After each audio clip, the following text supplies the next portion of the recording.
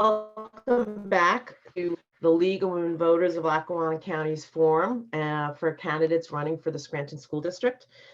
This is for the May primary, which is going to be held on May 18th. And of course, you can continue to register to vote until May 8th, and we encourage you to do that. So this is the fifth question in the series. And we will start with Tom Borthwick answering the question first. And the question is, what are the responsibilities of the school board as a collective and of each individual director on the board? So first of all, if you have the privilege, or if I have the privilege to be elected to the school board, the number one job of a director is to represent the community. So that requires a lot. The willingness to engage parents, families, students, staff, that's the most important thing. And I have a record to run on in that regard because I served on the school board for 9 months. And after nearly every single meeting, I made sure to write up why I voted the way I voted. And that way, if people wanted to get in touch with me or offer me alternate perspectives, I'm available for that because I have a duty to represent people, even if they don't agree with me or I don't agree with them. That's okay. Through disagreements, we learn and we grow. And I always make sure to be as accessible as possible. On top of that, it's not just sitting on the dais of a school board meeting distantly from people. You've got to go to people because not everybody has the time to sit at a school board meeting or watch a Zoom meeting until 2 a.m. A lot of the directors who serve know that those meetings are horrendous. No one likes it. But that means that the public is not able to engage. So one of the things that I did, and along with Greg, when he was on the board, is we made sure to go to almost every PTA, almost every neighborhood meeting. And we talked to these people directly and said, like, what are your concerns? What are you worried about? How can we help you address the needs that you have in your section of town or your school? And so as a director, that's the job. The job is to represent people. And it's to, and people want pre-K. People don't want tax increases. People want their buildings to stay open. They want their teachers to stay in the district and not bail for something better elsewhere. So ultimately, I believe that there's nothing more important than public service, and there's no bigger honor. And if elected, I'm going to be here for my community, and they can get in touch with me anytime, and I will be here to represent you all. Thank you. Thank you, Tom. Danielle Chesick, the question to you. What are the responsibilities of the school board as a collective and of each individual director on the board? So a school board director, as we know, they set policy. It's very important. I believe that a school board director should not just set the policy, but also follow through to make sure that they did make the right vote or vote against something, that it's not just a vote and it's forgotten about. They need to really follow through. I think administration oftentimes needs to be held accountable for certain things, and also promote transparency. With that, I think a board member should ask questions. They serve the general public. The public are the ones that elect members, unless they're appointed. But they have a position where they have to serve this public, so they need to listen to them as well. So with the questions that they're asked, I believe they should give an appropriate response. With other than being transparent, I think they have some policies that maybe need some work. I know there's one where directors have to go through committee chairs if they have to ask a question. And for me, if someone from the public asks me a question, if I'm on the board, it's not very transparent that I have to go through someone else to get my answer. I think the public deserves better. So with that, I'm going to do everything that I can to listen to the people that I represent, and that would be, the parents, the teachers, and put the children, as number one, which they should be. And, that's what I would work towards. Thank you. Thank you, Danielle. Katie Gilmartin, the question to you. What are the responsibilities of the school board as a collective and of each individual school board director? Thank you, Jean.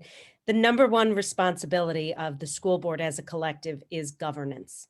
We do not manage the day-to-day operations of the school district, and it is imperative that individual directors understand that relationship between governance and management. As individuals, we don't have any power. Our power is in the collective, is in working together as that governing body. That being said, we have a strong committee structure and we have an administration that is open to working with us. But we cannot have 9 individual board members making 9 phone calls every time there's an email or a concern about something. We absolutely have to set a process in place so that dissemination of information is organized and manageable, because the administration is managing the day-to-day operations of this district. They don't just show up in the morning and think, oh, gee, I wonder what the board directors would like me to do today. So it's very important to put structure around those communications. Absolutely, being available to the community is vital. Listening to the feedback, finding forums to, much like what you're offering here today, but also outside of a campaign, finding forums and opportunities to hear what the community has to say. We did develop a board director liaison to PTAs. It fell a bit by the wayside, of course, with COVID, but I hope that that is something that will continue into the future and set a standard for directors communicating with their PTA presidents and the principals for the affiliated buildings. I think that's key. And I think board directors just really need to keep in mind that there is a difference between being responsive and being reactive. And although we want to hear everyone's concern and understand everyone's perspective, we have an overarching view of the bigger picture. And we have been elected or appointed to make decisions on behalf of the community, not dictated by the community. Thank you. Now, Ty Holmes, the question, what are the responsibilities of the school board as a collective and of each individual school director? Well, first and foremost, I believe the most important thing of a school director individually is you have to remember who put you there and why you're there. You are elected by the people to represent them. First and foremost, you have to never lose sight of that. You also have to understand that you're giving information that you're going to have to make decisions on. When you're making these decisions, they're not just for today, but you should also be looking at 5 years down the line. How is this going to affect? So you need to be able to research, to check the facts, because you're voting on something based off of what's just being provided. You have to be diligent and make sure that you're doing that.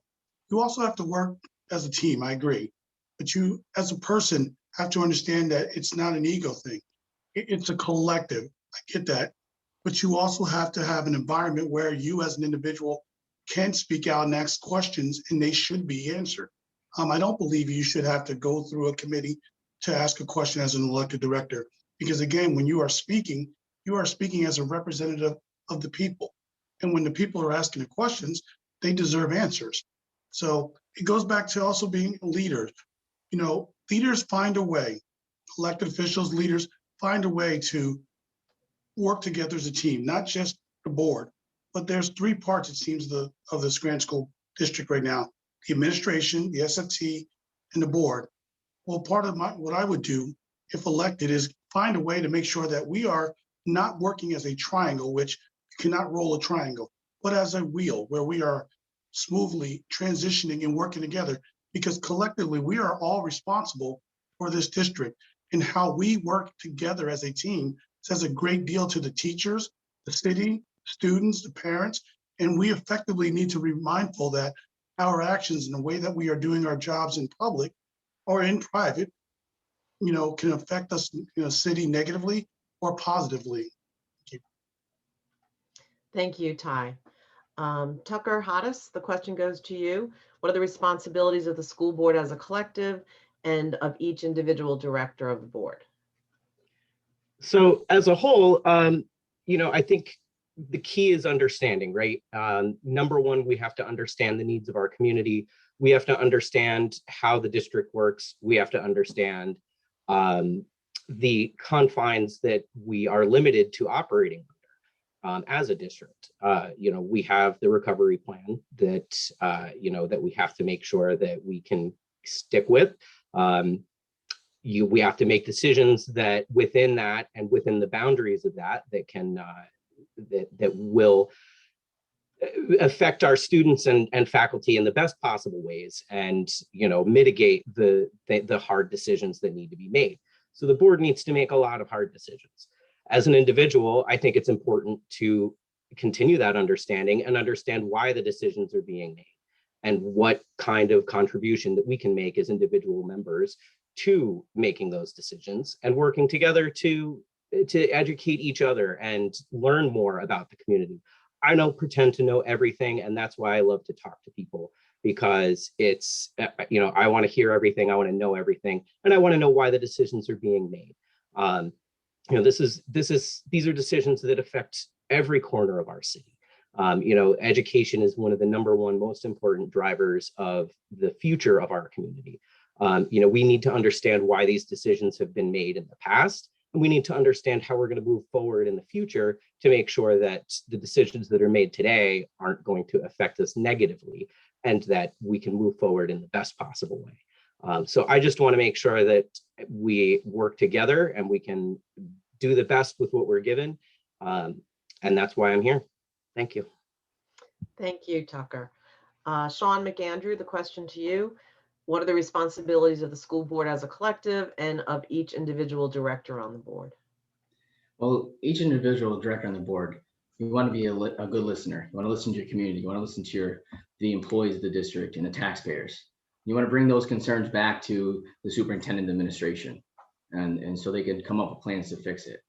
But, you have, as the board itself, we have to hold administration accountable. We have to make sure we have to evaluate them on their recommendations and their plans. Why are we in recovery right now? Why are we in debt? Because nobody in the past held administration accountable. Why are we, why is our buildings crumbling? Nobody held anybody accountable. Why are we, there's lead in the water? Nobody held anybody accountable. Why is there, investigations and all this stuff going on in our district? Because nobody held anybody accountable. So I think that's what the board really has to do, is hold administration's feet to the fire to make sure they're doing the right thing. And if I'm going to put my name on the vote, my biggest thing is my name. I mean, it's the respect to go, I'm not going to put my name behind a vote unless I completely agree with it, because at the end of the day, that's what's going in the meeting minutes, and that's what is, your name is behind that vote. So for instance, when you take, going back to school, and we voted on going back, and then when we come back and that report from GPI that was not, in the district's hands yet, and we had to delay it. And when we asked, hey, why weren't you proactive getting the report? And when you have the administration basically pointing the finger and saying, well, you guys voted on it, that's the end of the day, we vote on it.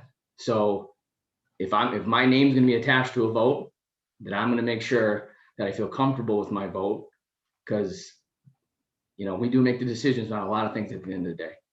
So it's holding the people who need to be held accountable, so we change what goes on here, because look where we're at. We were told we're the worst district in the state, because nobody was held accountable for years and years, and that has to change. And that's why I'm running. Thank you, Sean. And finally, Greg Popel, the question, what are the responsibilities of the school board as a collective and of each individual school director? First of all, I tell young people when they get on the board for the first time, the first thing you should do is familiarize yourself with the Pennsylvania School Code. Most people don't realize that school directors are a state office. It's not a local office. It's just like a state representative. It's a state office, but you're restricted to your local area. It's very important to understand what you can do and what you can't do. The Pennsylvania School Code is very specific about that. Secondly, I'd just like to say 2 years ago when I was interviewed for the school board by the League of Women Voters, I said that if the recovery plan remained unchecked, and if we didn't get the money that we were needed from the state of Pennsylvania, this would be a disaster for the school district. Well, guess what? It's happened. Take a look at what's happened with the recovery plan. I was the only school director who voted against the recovery plan because I didn't think it was fair, because they didn't account for revenue. By so far, since the recovery plan has gone in, taxes have gone up drastically several times. And guess what? They're promised to go up more in the next several years. I don't support that, because If we had the money that we needed from the Commonwealth of Pennsylvania, this wouldn't be the case. Accountability is something that every school director has to stand for on their record. Take a look at what has happened in the last few years. We've gotten rid of the preschool. We're talking about closing Bancroft. We're talking about, again, crippling taxing increases, which are going to hurt the district. We're going to see more and more progressive people leave the city of Scranton because of the taxing. It's not the city that's doing this taxing. It's not the county. It's the school district. It's unacceptable. We're paying more in local taxes and we're getting less services provided to the students, the employees, and the taxpayers. This is unacceptable. It has to change. And we have to have people that will stand up and fight for what is right rather than just going along with somebody from out of town who has no skin in the game in the city of Scranton. Thank you very much. Thank you. And so that concludes the fifth segment of our forum with the Scranton School Board candidates. On behalf of the League of Women Voters of Lackawanna County, the Political Science Department, and the Center for Ethics and Excellence in Public Service at the University of Scranton, we thank you for taking time to learn about the candidates for the Scranton School Board. Remind you that you can register to vote up through May 3rd if you're not already registered. And the primary is on May 18th. During the primary, there are 4 ballot questions amending the state constitution. And so typically in the primary, you can only participate if you're a Democrat or Republican. This year, all registered voters can come out on May 18th to at least vote for those ballot measures. So we encourage you to take a look at that. You also will be voting to elect 4 of these candidates, 4 candidates, each for a 4-year term on the Scranton School Board. And you will also be electing candidates for the general election for 1 2-year term, 1 candidate for a 2-year term. So again, thank you so much for your time. There are 5 segments in this series, so you can learn about the school board directors. And we appreciate you learning about the candidates so that you can be an educated voter. Thank you.